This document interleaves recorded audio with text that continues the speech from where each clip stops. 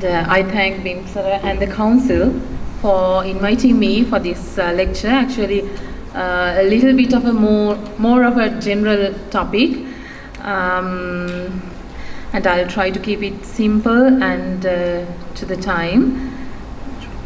Yeah.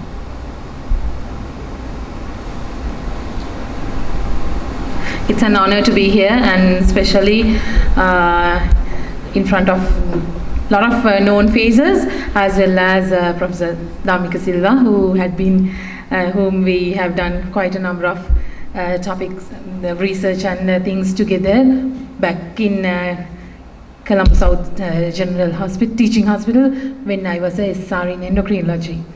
Okay, so my topic is management of diabetes in general practice, and what do we see? We see patients coming to us saying, okay, my sugar, seeni wedi, then mokada karanne. So that's what we hear usually, and in that background, why are we so much concerned of diabetes? There are so many other diseases. Why diabetes? Why am I talking here? Because it's a very prevalent disease globally as well as in Sri Lanka. Now in Southeast Asia, it's going to be doubled. The numbers are going to be doubled in a couple of years, in 2040 compared to today. So if anyone wants to take up the field of endocrinology, well, do consider. And back in 2015, it was 1 in 11 adults, and it is approximated in 2040, it will be 1 in 10 adults. Is it the same for us? In Sri Lanka, back in 2008, it was 1 in 10 adults who had diabetes. But look at the urban prevalence, which was again done in 2014. I can't imagine the numbers now. Diabetes was found in 1 in 4 individuals in Colombo, in the city of Colombo. So among us, how many will be diabetics? Or in your family, can you just count the numbers of patients or relatives who are having diabetes? So this is for you to take home these messages to consider treating. Now, there are specialists, there are a lot of interested groups on diabetes even in Sri Lanka, and are we treating correct? Now, this is a study done by one of my friends in an esteemed diabetic clinic, and to see that the HbA1c was 8.4 or 8% in that diabetic clinic, right? So clinics for diabetes. So is it good enough? And look at the macro and microvascular complications. Macrovascular complications, 13% of our patients had, and microvascular, 75%. 74%. So nearly 3/4 of our patients have complications. So are we doing correct? Now, what all we know is glycemic levels will lead to cardiovascular disease or microvascular complications, and ultimately cardiovascular and overall death due to diabetes. So this is the sequelae. So if sugar is the main issue leading to comorbidities and death, what can we do? We control sugars, and automatically complications will reduce and cardiovascular deaths will reduce. So in that background, we need to consider the treatment modality, glycemic targets, and when to up-titrate and manage complications. So with that background, I will just go through case by case just to give a small insight on how we manage diabetes in common general practice or even primary care. Our diagnostic criteria are as above in the screen, and you get a patient or relative or next door neighbor saying, look here doctor, now my sugar is 140, fasting blood sugar is 140. What am I to do? Do I have diabetes? I'm on pins. So what will be your answer? So it is more than 126 of our cutoff, but this is not good enough. This patient may be having some kind of an illness or something like that, maybe an infection, fever, or this could be transient hyperglycemia. So you always need 2 reports to confirm having diabetes, not 1. So you can ask your relative to repeat it again, and then we'll reconsider what it is. Obviously, if the sugar is 300, this can't happen. They will have diabetes, but marginal levels, you need 2 reports. So look at this. You may repeat the same test or a different test at any given time, but make sure you exclude a period of illness or acute condition. And then if you have 2 reports of high sugar levels, yes, you diagnose diabetes. You can either do the same test or different tests. What about this? You may get, when you repeat, then you are in trouble. You get discordant reports. One is above the cutoff, HbA1c, now look here, it's less than 6.5, below the cutoff. Aparadhakari. So like, rather than, how do we tackle that? You repeat the highest value again. So in this case, fasting blood sugar is high, you give a small period, make sure the patient is not having an acute illness, and then repeat the higher value. If the HbA1c is higher and the fasting blood sugar is less than the cutoff, well, you know that HbA1c indicates 3 months control, so there's no major point in repeating it again. You may proceed with something like oral glucose tolerance test.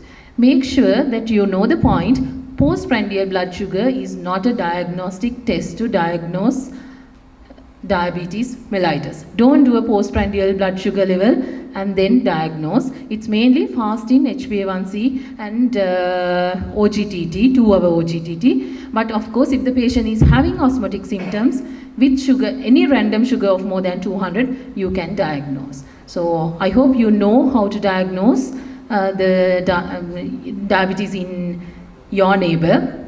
And then diagnosis itself is not enough. I'm not sure whether this can be read, but what is the type of diabetes, because it depends on, the treatment depends on the type of diabetes. Now this is a male who's having higher BMI with acanthosis nigricans and has a family history of diabetes, and the sugars are high. Obviously, obese, acanthosis nigricans indicates insulin resistance. This is type 2 diabetes. Now in a young individual who's lean, no insulin resistance features, and there's no family history, if the sugar is high and this happens in a very short period, the osmotic symptoms and weight loss, keep an eye.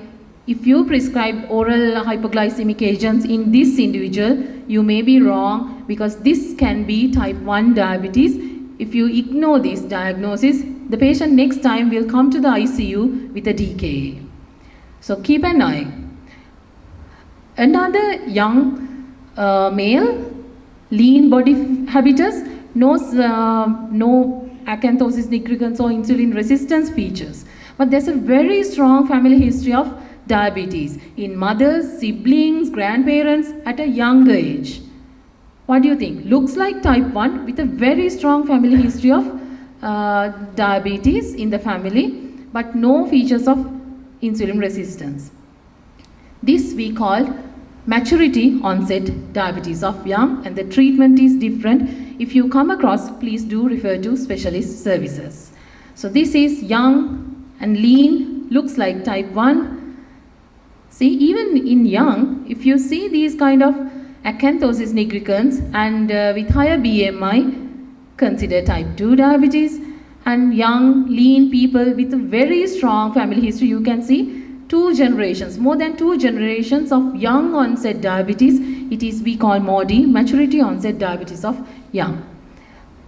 Again, there is another entity called pancreatic diabetes. The surgeons do catch these patients, but also in lean, elderly or middle-aged patients, lean, think of pancreatic diabetes as well.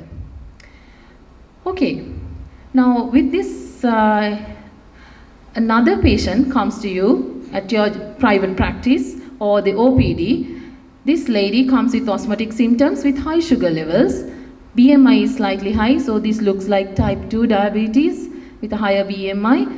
And patient comes and asks you, sugar nan chuttak tiyenawa, and whether කෑමෙන් බැරිද මම කෑමේ පරිස්සම් වෙලා බලන්නම් මට මාස 3ක් දෙන්න.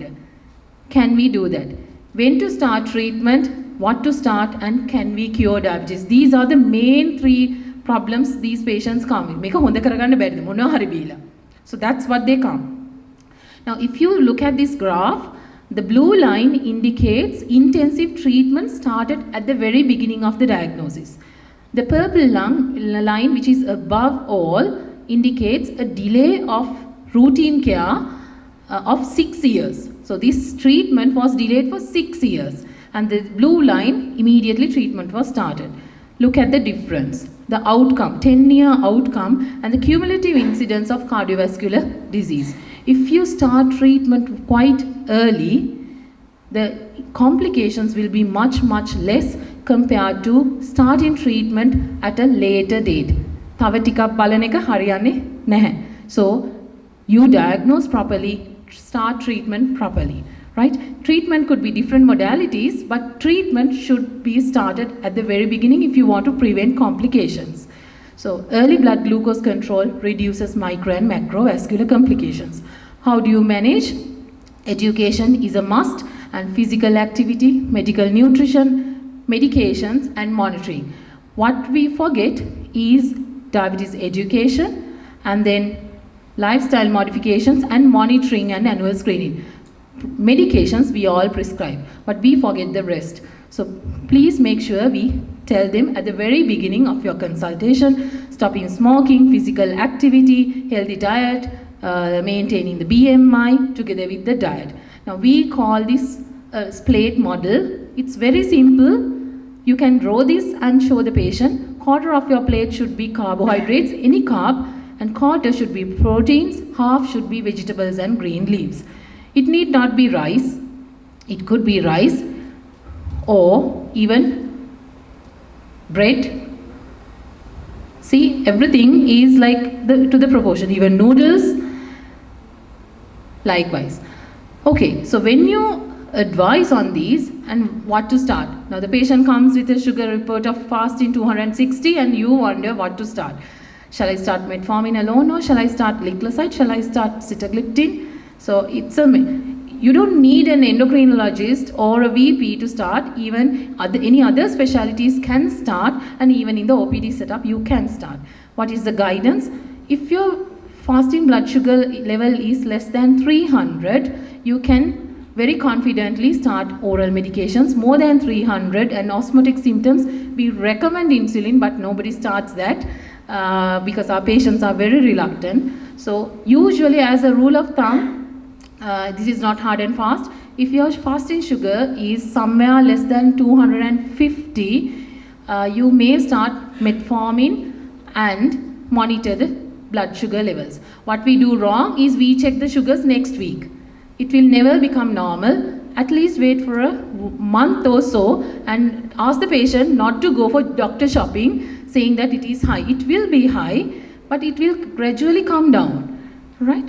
And if it is more than 250, you would need more than one medication, metformin plus another medication. And then what is the next medication? You can decide on available options, whether if the weight is concerned, you may use weight reduction agents, or if the cost is concerned, like in our countries, like sulfonylurea, glycoside, glimepiride, like any other medication can be a second line option if there are no cardiovascular disease. I'll come to that later. Okay, you start the medications and then see the patient in about 1 month if you are confident enough. You may see in 2 weeks' time, but don't do drastic changes if there is a reduction. You need to monitor. Monitoring is the most important thing, because a lot of patients don't feel anything and they are running here and there and going on with their lifestyle while the sugars are 250, 200, and unless they monitor, you will not know the sugars are high. So there are recommendations for lab-based medications, tests, and also glucose self-monitoring with glucometer values. So take-home message is monitoring is important. And can we cure diabetes? That's the biggest, hottest topic in type 2 diabetes nowadays. This is a trial done in the primary setup, not in endocrine clinics, primary care. What they have done is those who were diagnosed with diabetes for 6 years had been given an intervention which is a very low calorie diet, 830 kilocalories, for 2 months and then gradually diet introduction and weight loss. So they targeted about 10 to 15 kilos weight loss in this population and checked whether diabetes was cured. Now, weight loss of 15 kilos were achieved only in 25% in this primary care, but it's not 15, but somewhere around 10 kilos were achieved in majority. Look at this.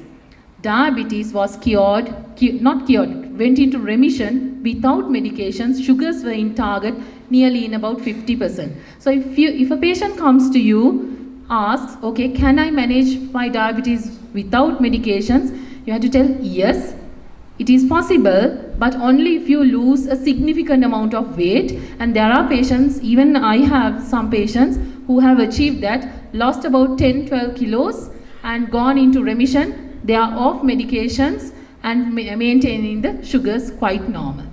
So it is achievable only in dedicated patients, but you can't trust the patients also. Make sure you prescribe your medications and then monitor. If the sugars are coming down, you can reduce the medications and stop. Okay, now this lady, same lady, after 5 years of your medications coming to you again, in between there had been checks, and HbA1c is 8.5. We hardly do HbA1cs. If possible, please arrange. MRI does HbA1c, so if you can send the samples at least once in 6 months, please do arrange them, and only on metformin and glycoside. What does HbA1c of 8.5 indicate? It indicates an average sugar somewhere around 200. So your patient is running with 200 milligrams per deciliter sugars, only on 2 medications. Now the question comes, is it enough? How do we define? If there are a lot of comorbidities, elderly, then HbA1c of somewhere around 80 is more than enough. But in a younger patient, healthy, and running here and there, very energetic, even in the elderly, very energetic, very healthy person, HbA1c of somewhere around 7% is the recommendation. You need to do this, otherwise doing only fasting blood sugars will not give you the best result. A lot of patients eat tebu, kothala himbutu, karavila, lot of things, and come to your clinic and show the fasting report, and we say, okay, this is nice, but to see that if you do an HbA1c, it's somewhere around 10%. Why 7%? Look at this. I always draw this to those who are having very poor control. Now this indicates the complications, retinopathy, nephropathy, and microalbuminuria, and then along with HbA1c. Look at this. HbA1c of 6 to 7% carries the lowest rates of complications compared to 10 to 12%. So this is why, with evidence, we can tell, okay, HbA1c of 6 to 7% would be the ideal. Right. Now we set the targets and how to achieve. You can see the HbA1c reduction in many drugs. Not any drug is capable of reducing HbA1c of 10 to 7%. Right? Only even lifestyle modifications can reduce the HbA1c from about 1 to 2%. So if you are very careful, you can drop your HbA1c from 9 to 7 only with lifestyle modifications. So likewise, these medications can be used depending on the amount of HbA1c you need to drop. And the next medication could be metformin glycoside, and then any of the choices that I told earlier, depending on the availability and the cost. So sugar is not everything in our patients. There are other cardiovascular risk factors like hypertension, dyslipidemia, and weight and smoking. You have to give an overall care and manage those targets as well. And then don't forget to screen for complications.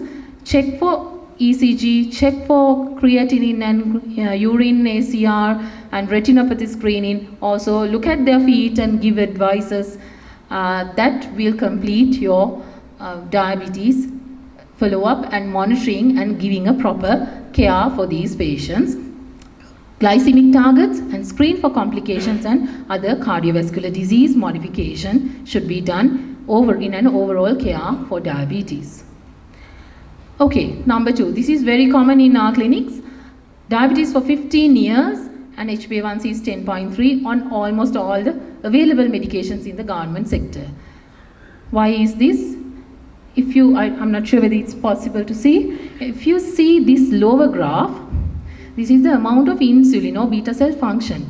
After about 10 years, you can see endogenous insulin levels are very low. All the medications, metformin, glycoside, sitagliptin, work through the endogenous insulin in our body. So if you don't have enough insulin after 10 years, 10 to 15 years, these medications will automatically not work. So what are the options? Either you need to have a medication which does not use your body's insulin to act, or you need to give external insulin. So that's where SGLT2 inhibitors and insulin come to play. What is SGLT2 inhibitors? You know, empagliflozin, dapagliflozin, canagliflozin, they are the names. What they do is, what happens in our glomeruli is all the glucose will be filtered and almost all, 99% will be reabsorbed. What SGLT2 will do is, they will block this receptor. So everything, almost all which is filtered from the glomerulus will be passed through the patient's urine. So patient will pass excess glucose in their urine and the body sugar will be normalized. So this is this drug, and you can see the HbA1c reduction is much higher, around 2% in patients who have poor glycemic control. This can be used as an agent to delay insulin use in your patients if they don't like insulin. So this is the same story. When they are being diagnosed, about 50% of their insulin reserve is lost already.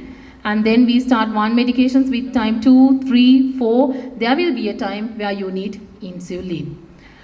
And not only in us, even in developed countries, when they start insulin, the HbA1c will be quite high. So there is a delay in starting insulin in our setup as well as in other countries. There are a lot of barriers. Patients are scared, needles, phobias, risk of hyperglycemia. And we as clinicians are also a little bit reluctant to start insulin because it's a additional work. We have to teach and monitor and sort of. So there is a clinical inertia to start insulin, but if you start, there will be a good response because that is the treatment for their disease after about 10 to 15 years definitely.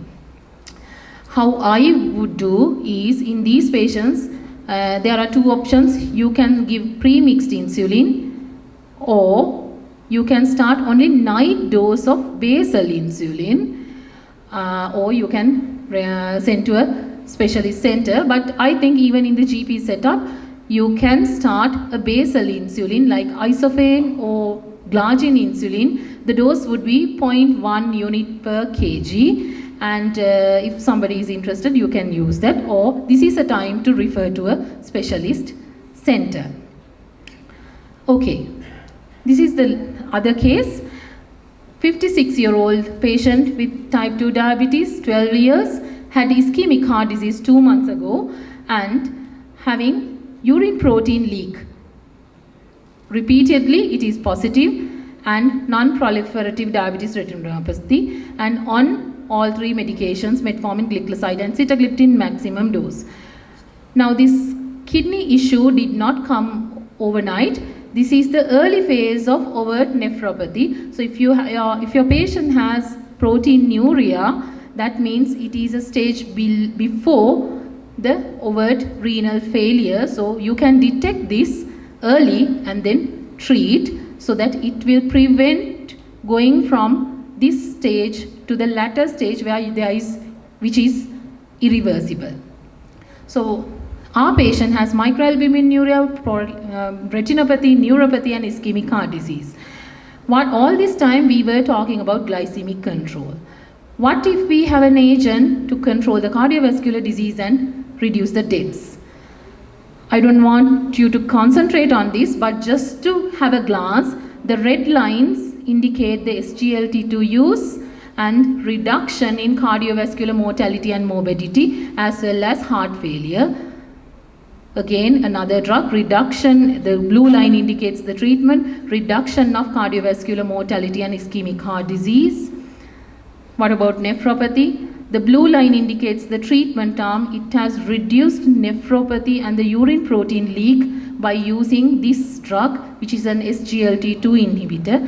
So basically, SGLT2 inhibitors that I talked will reduce your patient's ischemic heart disease, heart failures, and kidney disease. Now you have a good drug as a second line agent. If your patient has any of heart failure, ischemic heart disease, or CKD above the eGFR of more than 20, please do use empagliflozin. It's worth using it even if it has to be purchased outside, because it will save ears and organs. Last case, because this is very important, I'll just take about 2 minutes. 44-year-old engineer coming with HbA1c of 6.2 and a fasting blood sugar of 114, which is below the cutoff but above the normal range. You can see it belongs to less than the cutoff of diabetes but above the normal age. This we call pre-diabetes, a stage before getting diabetes. There are a lot of individuals among us as well as outside with pre-diabetes. Now can we do something for this? Unless we do something, they will go into diabetes. Can we prevent going them into diabetes state? Worldwide, it's a huge burden. Pre-diabetes, even in Sri Lanka, about 20% are pre-diabetes state. Why it is important? They don't have diabetes. So no complications? No, that's wrong. They have a chance of progression into diabetes within per year 5 to 10%. They have a chance of ischemic heart disease. Now yesterday I saw a patient, 34-year-old male, coming with a heart attack.